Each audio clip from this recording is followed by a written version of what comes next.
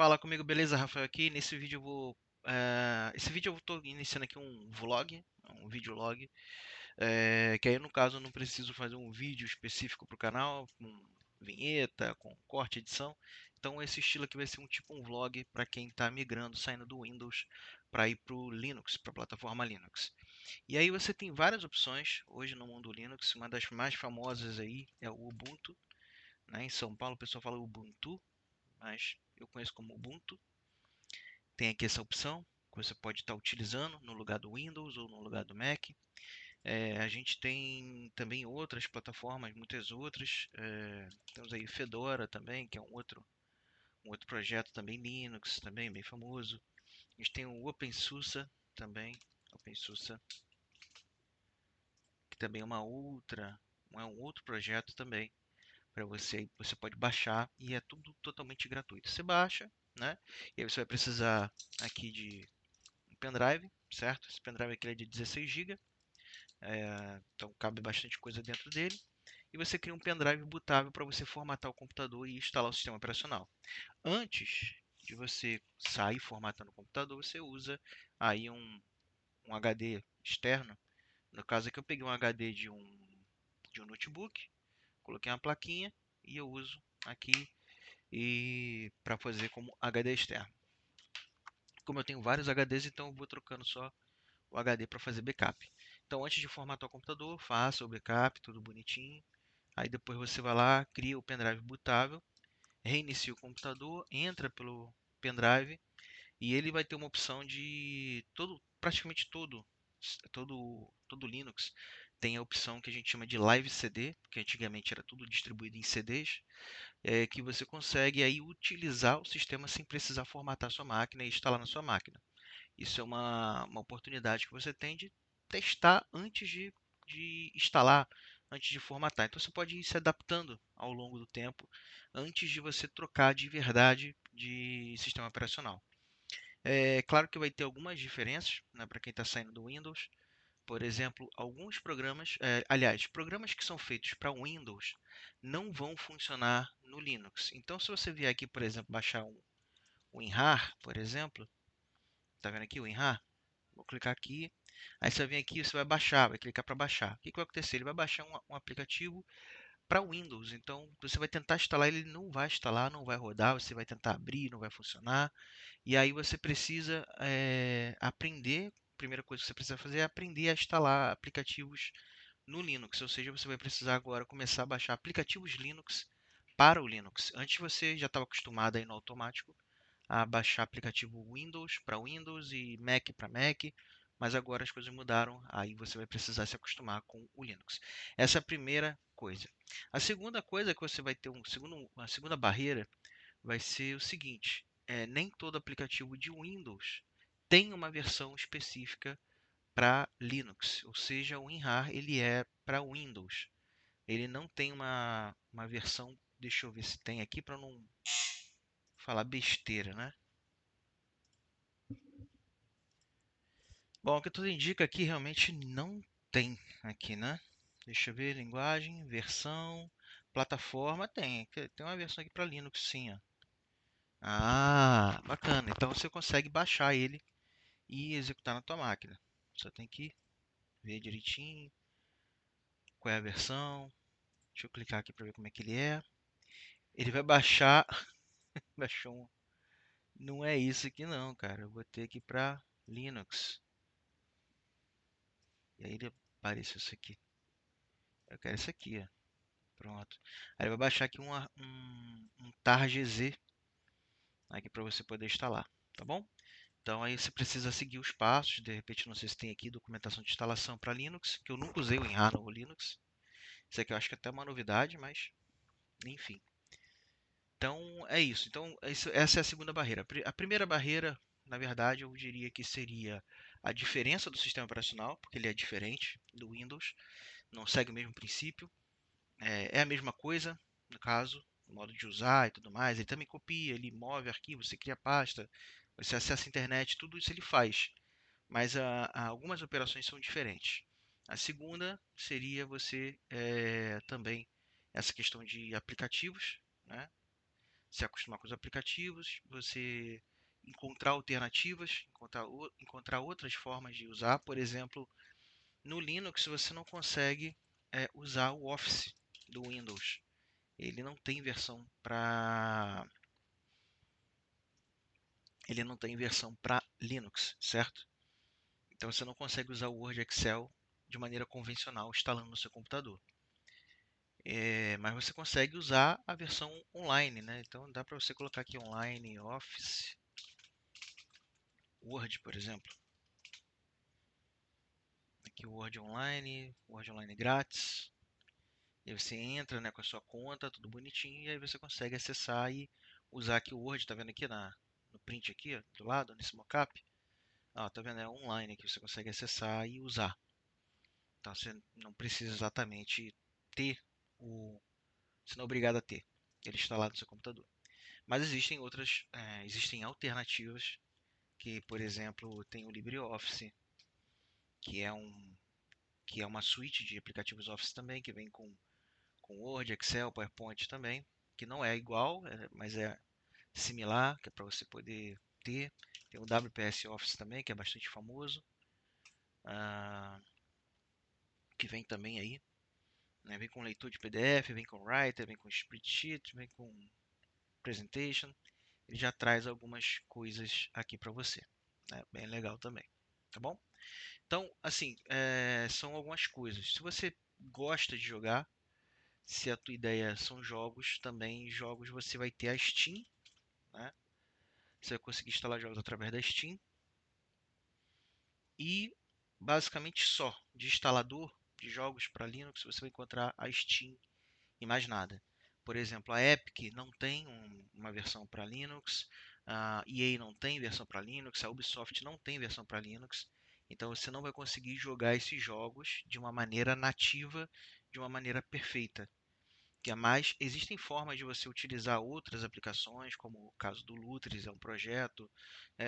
Existem outros também, acho que é o Hero, eu não lembro agora, mas deixa eu ver aqui, Hero Games, eu não lembro como é que ele era o nome, mas tem aqui também.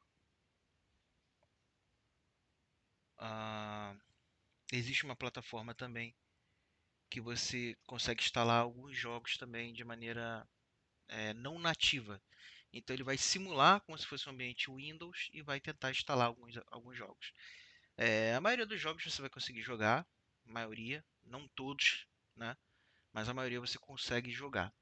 Com exceção de alguns, por exemplo, o Valorant, é, que está em alta agora, também é um jogaço.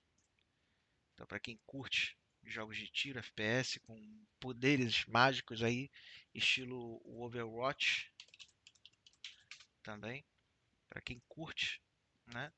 O Valorant é muito legal, só que ele tem um anti-cheat, um sistema anti-cheat que não permite que você instale fora do Windows, então ele só roda no Windows.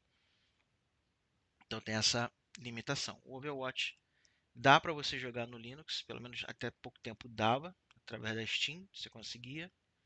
Não sei se ainda dá aqui, né? Mas, enfim, então para jogos o Linux ainda é um pouco limitado, porque não depende do Linux a instalação de jogos. Ela depende do desenvolvedor de jogo. Então, eu vou criar um jogo novo, vou criar um GTA novo. Mas o meu GTA, ele só vai rodar em videogame. Então é o desenvolvedor, a empresa que desenvolve o jogo, que vai decidir aonde que ela quer botar o jogo dela. Então, só vai rodar no Xbox, só vai rodar no PlayStation. Vai rodar no Xbox e no PlayStation. Vai rodar no Xbox, no PlayStation, no Nintendo Switch. Não vai rodar vai rodar só em PC, por exemplo. A gente teve uma época que só tinha jogo para PC, não tinha para videogame. E vice-versa também, só tinha jogo para videogame, mas não tinha jogo para PC. Se for botar para PC, vamos disponibilizar só para o Windows, ou só para o Linux, ou só para. Então tem toda essa questão. Então é o desenvolvedor que escolhe. Não é uma culpa exatamente do Linux não ter jogos, tantos jogos, né? Quanto o Windows tem. É uma culpa dos desenvolvedores em si e também de outras coisas também. Por exemplo, esses jogos mais pesados, mais potentes, eles precisam de uma placa de vídeo boa. e de um bom processamento. Então a gente tem que ter um Linux que consiga manipular bem a usabilidade do processador e da memória e dos outros periféricos internos ali, periférico não, dos outros componentes, e também a gente precisa de um driver de vídeo que seja capaz de rodar com precisão esses jogos. Então aí a gente depende da Nvidia fabricando um bom driver para poder rodar bem no Linux. A gente precisa da AMD, da Radeon também para fazer aí o driver de vídeo também que rode legal no Linux para que as pessoas possam jogar. Então é todo todo um ambiente antes da gente chegar e falar que a culpa é só de um, como eu estava fazendo agora, dizendo que a culpa é dos desenvolvedores. Às vezes são limitações do próprio sistema operacional que realmente não permite o uso, né? Até também eu estou tendo aqui um problema do seguinte, meu notebook, esse aqui é um notebook que eu estou utilizando, ele é o Acer Nitro 5 e ele usa duas placas de vídeo, uma é a Intel, que já é do próprio processador, que já vem, e a outra é do. Deixa eu só melhorar aqui esse vídeo, que eu estou bem cortado aqui no vídeo. Perfeito? E aí, no caso, a gente tem a Intel e tem a placa de vídeo da NVIDIA nele também. Que aí depende do driver da NVIDIA. Se não tiver o driver da NVIDIA, ele não funciona legal com outros. Pelo menos aqui essa placa de vídeo não. Aí eu já atualizei o Linux e ele já deu um problema porque o Linux mais novo não é compatível com o driver de vídeo. Então eu estou tendo que usar uma versão anterior do kernel do Linux para poder funcionar minha placa de vídeo. Então tem muita coisinha, muito detalhezinho. Não é um cenário perfeito, não é um mundo perfeito, que você vai instalar qualquer coisa e vai rodar, igual o Windows faz. Não é assim que funciona, você precisa de um pouco de conhecimento. E esse vlog que eu estou fazendo é mais ou menos isso. É para tentar ajudar você a entrar nesse mundo Linux, caso você queira, caso você tenha vontade, mas não tem alguém para te ensinar, não tem alguém para te explicar, não tem alguém para poder pegar na sua mão e te ajudar a fazer as coisas, resolver os problemas. Então, esse aqui é o primeiro vídeo, é um vídeo introdutório só, né? E eu vou fazer esse vídeo todo baseado aqui nesse carinha que é o Elementary OS, que é o que eu estou usando aqui, certo? É o meu sistema operacional favorito. Na verdade, o Elementary OS não é um sistema operacional, ele é uma distribuição Linux. O Linux que é o sistema operacional. É como se eu pegasse o Linux e criasse o meu próprio sistema, só que com aplicativos diferenciados. E diferente de muitas distribuições que eu falei antes, na verdade existem centenas. Se você for entrar aqui no site da DistroWatch, por exemplo, você vai ver que tem centenas aqui, cara. Só que já tem 100 aqui, ó. Só nessa área aqui tem 100. Os mais utilizados, digamos assim. Sendo que, cara, tem muito mais do que isso. Já tem alguns que não estão aparecendo aqui na lista, certo? Tem um monte de Linux aqui. Só você buscar uma lista. Não sei se tem uma lista aqui geral. Acho que deve ter. Mas se você for ver aqui, ó, últimas distribuições. Toda hora tá lançando uma nova. Ó, 2024 já saiu uma Cache OS. Que se eu procurar aqui, eu acho que eu não. Eu acho que eu não acho ela aqui na lista. Ou seja, não tem ninguém usando ou o número inferior a 100 pessoas está utilizando essa nova distribuição do Linux. Então, é mais ou menos isso. As mais utilizadas hoje aqui, pelo menos o que diz aqui, né, na DistroWatch, é o MX Linux, é o Mint, é o Endeavour, é o Debian, Manjaro, Ubuntu, Fedora, Pop! OS, Zorin, OpenSUSE, Nobara, não conheço, AntiX também não conheço, Garuda ou Garuda, o KDE, Neon, não conheço, Elementary é o que eu estou usando, tá? O 15º aí mais utilizado. Tem o Lite, Mageia, tem um monte aqui, Vanilla, enfim, tem um monte aqui para você poder testar, né? E ver. E aqui também mostra aqui também os períodos também, né? Nos últimos 12 meses, quais foram os utilizados nos últimos 12 meses. Ele tem toda